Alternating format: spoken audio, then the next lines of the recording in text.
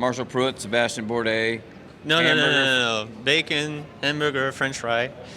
See, he's taken over our telecast. I like that. And he's gone. And the burger's got to run, but the burger promises he'll be back. All right, hurry up. Still haven't found the button. This guy's got a lot of important things to do. Okay. So where are we now? Well, what I like is your honesty. And yesterday, you're like, look, I'm not going to win the pole. We're going to go out and run as comfortable and fast as we can.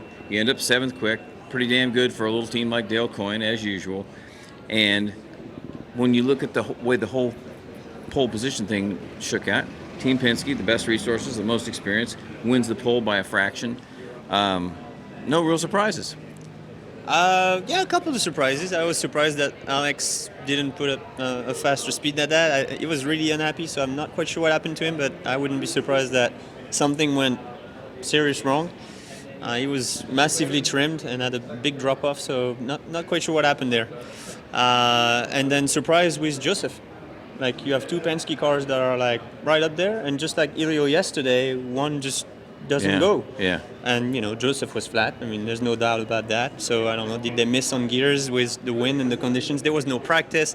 Honestly, it was a bit of a crapshoot day. Like, you didn't really know what to do for most of the day. I thought I was going to go play golf. And then, all of a sudden it's like, hey, get strapped in the car. Let's go. So, I mean, it's those days are weird. Like, you just don't find your rhythm. You don't know what you're going to get. You don't get a practice run. You just go qualifying in different conditions. See, to me, you Fast 9 guys, they send you out with no practice. To me, this place is daunting enough without having any practice.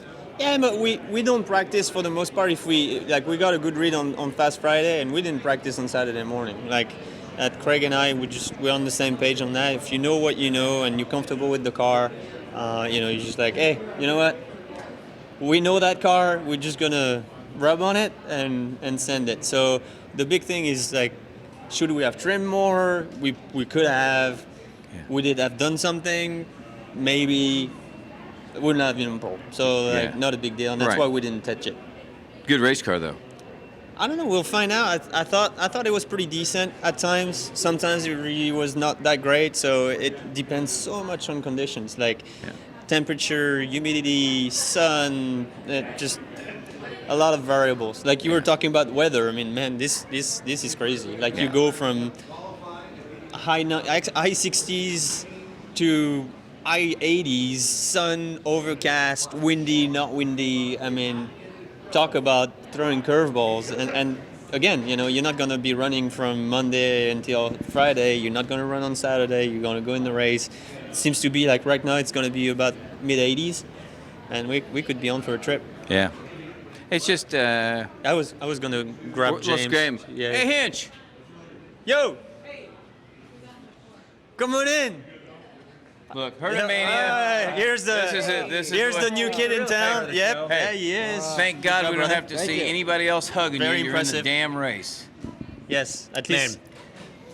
We That don't was have to talk about something painful right now. I was more dramatic than I wanted, man. I was scared for you. Yeah. Well, thank you. I was nervous watching those guys go out. Me Yeah. too. Well, So, it was tough, especially man. you, because you went, like, people you don't have any idea. He went That's out the thing. after the rain. Going out first. Not after a the rain. single bit of rubber on the track. I was like, And oh that's my, what this is happened last year. Exactly. I was that like, this is we went exactly out last year. First out, and trust me, that fact was not lost on us over in the fire garage. But man, I know it sounds so cliche, but Aero Schmidt-Peterson, those guys absolutely busted ass yesterday to get that backup car up overnight, trying to get whatever bits we could steal off Marcus's car and put onto our car. Upright, Gearbox Sports. whatever we could take. So big thanks to Marcus and his crew for lending us some parts. We were driving the Franken car. It should have been the 57, because it was half 5, half 7. Or as Robbie said, it should have been the 6, because it was a bit of 5. I think you need to change numbers. No, man, Aero, 5 years out. That's not going to happen. I like the number 5. Okay. Yeah. I don't think it's a number. I think I need to, I need to go on some spiritual retreat somewhere. Just need or the something. shit luck to go somewhere else. Yeah, exactly. But no, just thrilled to be. I mean, like I said, way more stressful than I wanted this weekend to be, but we're in. Colton did a nice job today. The thing that's interesting, when you look at the Fast 9, everybody's separated by a fraction of a second. There's 33 cars separated by nothing. I realize they're spec cars, but it says a lot that so many guys are so close. Yeah, Yeah, we trimmed her full. She couldn't be trimmed anymore today, and that was a little too much. I I think. saw your quote. I was like, Yeah, man, he's braver than I am. That's for sure. That must be the 20 years between us. I think me and my engineer Nathan O'Rourke are extremely childish and should not be paired together because they're like, should we go full trim? I was like, yeah, probably. I was like, all right. Oh, you ain't driving it. He said, I think you can run wide. It worked out though. It was all good. They did a great job. Congratulations, Thank bro. you. Thank you. You made it happen. Very impressive. I'm gonna let you guys do your thing. Oh, no, we got one more question for one you. more question. I was gonna ask something, and then I'm like, Rossi's saying, it's going to be like last year. It's going to be tough unless you're right behind the guy. So you got to pass a few cars One or two. when the race starts. You have to take a lot of chances. Yeah, I think so. I mean, Rossi's the great guy to. Sorry, bud. Rossi's the great guy to ask because he started 32nd last year and finished 4th, and it wasn't because he was playing safe, you know. Right. and it was all on restarts because I saw him come by a couple of times. I was like, man, he's on it. I taught him that one. If you look back to 2017, I had like a eight cars in one lap restart that was outside of 1 and 2. I taught him everything. You got to check that, guys. We can definitely look it up. I'll find you the clip. But Thank God Hinchcliffe's in the race, and all you Canadian fans can rest easy, and we're happy you're in. me too. Thanks, guys. Congrats today. Good job. You too, Ben. Cheers, boys. See you, brother. Now he's going to Kanan's show next. We don't pay much here at RACER. We just let them talk and say whatever they want. So the one thing we wanted to say is, if you look at fastest to slowest of Fast 9, and then fastest, and what it took to make the race, it went a heck of a lot faster. You said 2.5 miles an hour faster than last year, or 3 maybe. No, well, yeah, to make the show. Right. But like the split between the slowest of the Fast 9 and the fastest of the last row, I mean, what was it? 28.2 average, slowest Fast 9, 27.6, 7? Yeah. 27.7 or 27.6. So you're talking like, 0.6, 0.7 of a mile an hour between the 9th car and the 31st car. That's just remarkable, and that tells you what it took this year to make the show. Yeah. And that comes to the next story, Fernando not making the show. But and, you have a pretty good theory that maybe it was a blessing for him. Yeah, I mean, I'm not gonna bash those guys or whatever. No, but I mean, as far as but I do believe, and we're talking with TK. I mean, some guys are like, he must be so sad and everything. I don't think so. I mean, I cannot honestly think in my sane frame of mind that he would be really properly disappointed not to make the show when you see that you're going to start 31st, 32nd, or 33rd with a car that's clearly not great. What kind of chance do you have when you know you don't have a great car, you don't have a fast car, and you're going to start at the back? For a guy like Fernando, I mean, he's going first or bust. I mean, he doesn't care. Yeah, he's only here to win. Exactly. So that was clearly not going to happen this year. Yeah. And at that point, I mean, last year, that was the first time I heard him on the radio, kind of the frustration, like, why are we doing this? I know. And at some point, you're like, you can't even blame him for it. No. It's like, that's not what he's been sold. I mean, he was never sold to just show up and go around and be at the back or look slow. I mean, it's got nothing to do with him. He was flat out the whole time. I mean, Right. it just like, so yeah, I feel for him, but I'm pretty sure he's fairly happy to be going home right now. Yeah. And the thing of it is, you've won a lot of races in your career. You're in a road race, and this is so much about the car and the setup. It's a True? super speedway. I mean, it's like, you like we say, you can't get the cells out or put an extra few horsepower in the car. You got what you got. Everybody's flat out in qualifying. There's nothing you can do. No. Unless you make a mistake and you have to back off or something, which case you left pace on the table. But yeah, there was none of that. Okay, you got a beautiful family. You're a pretty pragmatic guy. You probably saved your money. You seem to be pretty smart, even though you're a race driver. You're probably going to be, I don't know, you'll be 15-1 to win the Indy 500. So, should we put a couple grand on you? If you got a couple to put on it, I mean, a lot of stranger things have happened in the 500. Would you ever bet on yourself? No, I'm not a gambler. Yeah. But, Oh, he's not a gambler. That could be the funniest thing you've ever said. He's not a gambler. I'm really? not. I don't play. I've seen you race. Yeah. You're a gambler. I don't play games. Okay, but you're a gambler because you're a race driver. Yeah. Okay, so When you go 235 miles an hour in a corner, you're a gambler. Okay. Okay. All right. Well, maybe We've got that established. Maybe. So Where's Dan Hamburger again? The big boy? I don't know. But he told us 20 minutes ago that we should start, and he'll join. Yeah. And I'll be right back in 5 minutes. His 5 minutes will be 15, right? But seriously, you guys are kind of this wonderful little story, and you're kind of a sleeper, but you're an experienced guy, and Craig's a really good engineer, and you guys make good adjustments during the race, and your pit stops have gotten better.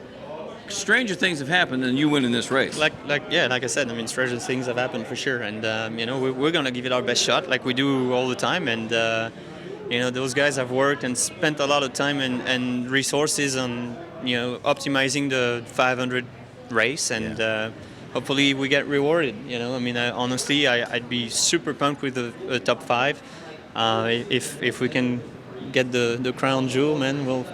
We'll take it for sure. Does this place grow on you as it gets? Does it ever become fun? Is it ever fun?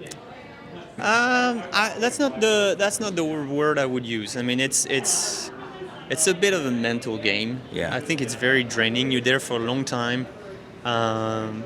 You kind of dread it, love it, hate it, everything at the same time. You go through so many emotions during the 3 weeks that we here with the Grand Prix and everything, and the anticipation and the anxiety and the conditions changing and the uncertainty, and you can't put a word on this one. Like it goes through way too much of a roller coaster ride, and especially, hey, look who's back. You finish. I'm gonna go type. I don't know what you've been talking about. He's got to go to the bathroom we- now. You've been gone too long. We're talking about. We are going to talk so much mess about you, Miller. I said, if you're 15-1 to win these 500, let's put a couple $1,000s down. He says, go ahead. I don't bet on myself. I'm not a gambler. I said, really? You go into corner at turn 35 miles an hour in Indy, and you're not a gambler? We dispelled that theory. Take over. Thanks, brother. And he walks right Okay. in front of the camera. All right. Sorry about that. So here we should, because we're just blowing the show up like we normally do. The one This thing, is getting worse and worse. I'm sorry, guys. No. We told you from the outset these don't get better. So if you're still tuning in, that we apologize. No, we don't apologize. So Not even. What Miller doesn't know. No, he knows because you Does told he him. know?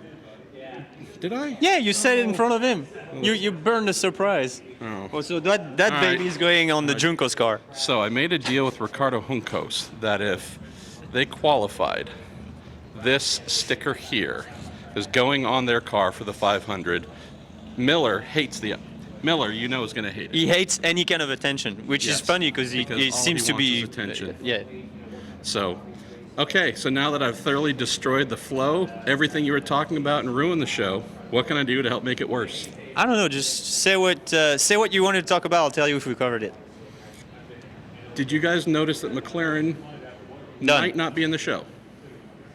We didn't talk about McLaren. We You talked did about talk- Fernando, but yeah. How did you Done. guys just spend this amount of time and not talk about McLaren? Because it's just, I think it's covered. Okay. Carlin. We didn't cover. Yeah. Wow. I mean, and that covers a little bit McLaren too. That was the alliance. It just unfortunately seems like for McLaren and Colin, other than Charlie, who did a great job and put in the show, out of 4 cars, there's 3 that didn't make it. So it's tough for Pato, it's tough for Max, it's tough for Alonso. But obviously, there's rarely good surprises like that when you show up and you have a certain preparation. I really believe, like we talked about with Robin, what it took to make the show this year. You were in easy last year, easy. Now you look at what it took to make the show this year. Well, like it's a whole different world, and unfortunately, it just feels like Colin probably went off of what they knew last year, what they had, and this year just so turned out that everybody just picked up 2-3 miles an hour, and you needed them just to make the show, which is crazy, but that's what happened. I feel bad for them knowing that they are small in terms of being young. They're not small meaning they don't have resources and quality people. Just they're still trying to become the big, powerful program they want. Yeah, they're building up. I mean, they're fairly fresh. I hate to see this setback this early, knowing how hard they work, how much Trevor Carlin and his team mean to racing in general at every level. Chilton, Max is someone who we've seen. can wheel a car here if he's it's been there. Yep. capable of going fast. How's this? If he was in a car that was capable of being in the Fast 9, it would be there. So this is not a Max Chilton lack of anything topic. No. Pato as well. We've only known him in IndyCar for a couple months now, but there's no question that Fear has never met this kid before. No, I mean, So- he plain straight came out like before qualifying. It was like, man, that thing's gonna end up in the fence, or it's gonna be in the show.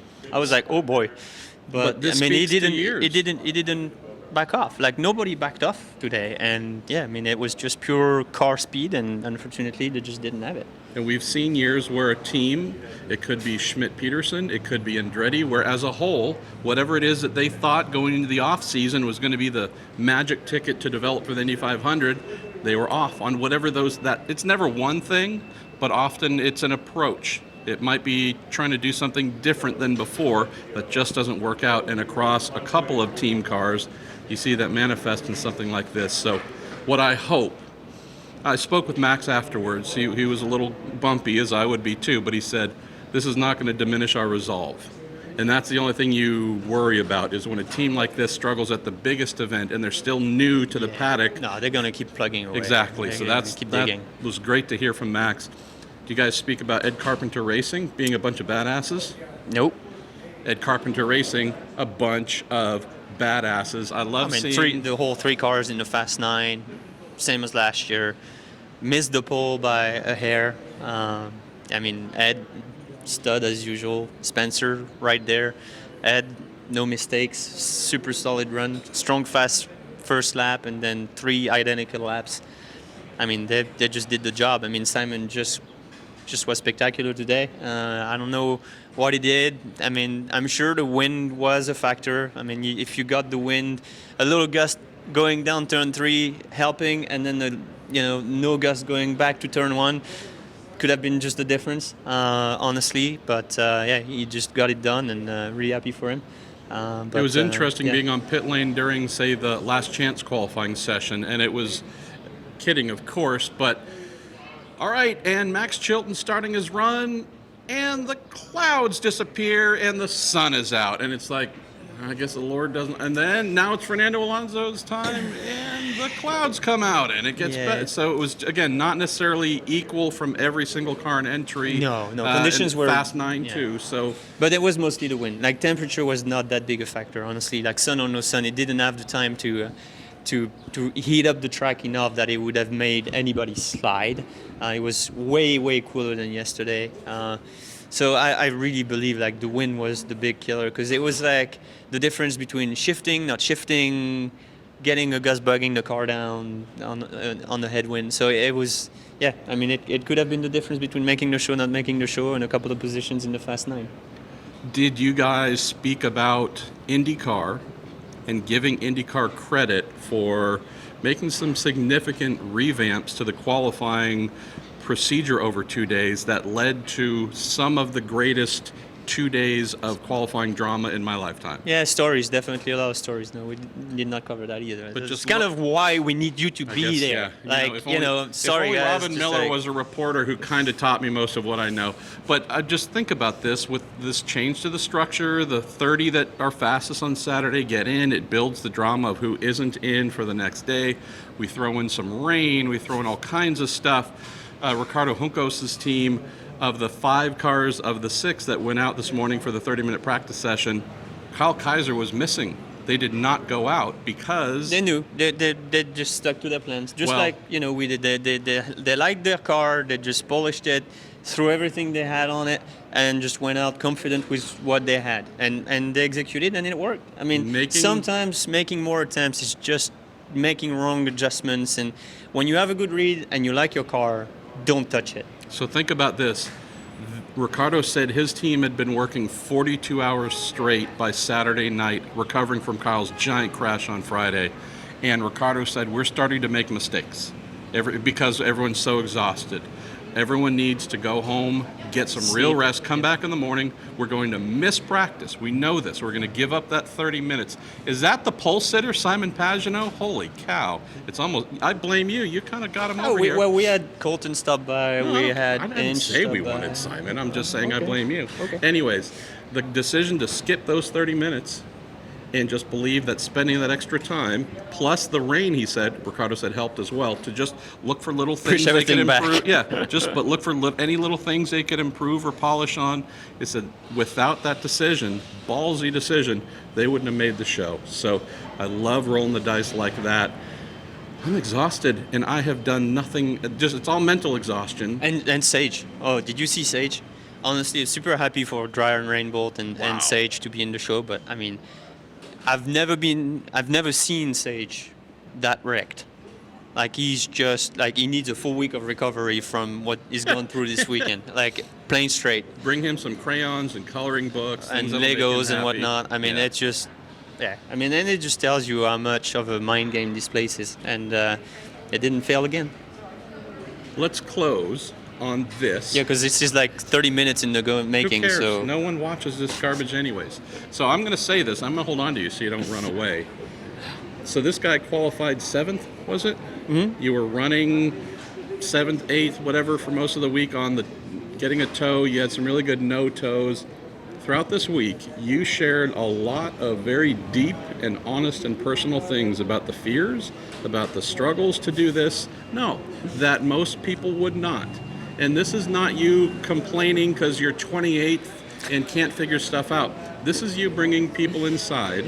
One of the craziest things humans can do for fun or sport or for you to make a living, that brought people along on this ride being as honest as can be, all while being quick. I just think if there's an MVP for us, it's my French fry. So thank you, Seb, for real. thanks for watching, guys. The end.